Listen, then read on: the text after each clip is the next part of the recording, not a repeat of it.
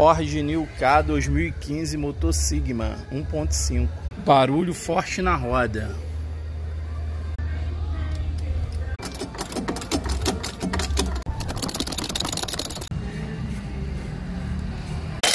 Consegui tirar a roda. Disco e pastilha TRW.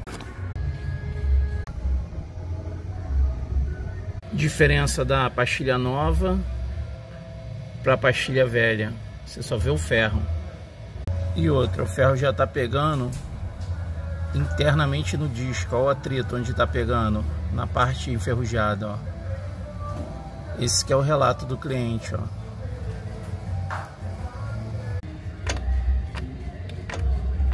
Essa chave ela é especial para encaixar aqui, ó.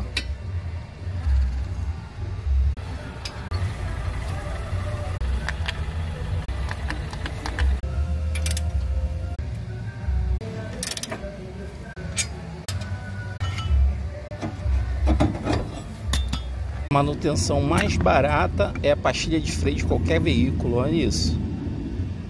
Esse conseguiu fazer chegar até no ferro.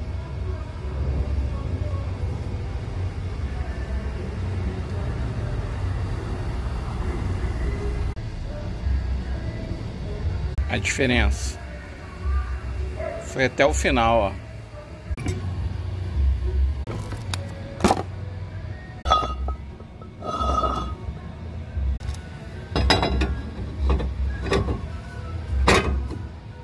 Agora aquela lavadinha básica. Agora que tá limpa.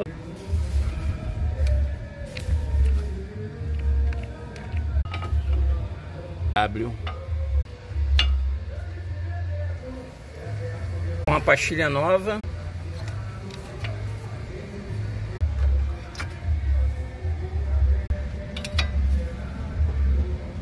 Gente, qualquer homem Nutella troca a pastilha do seu próprio Ford Ka.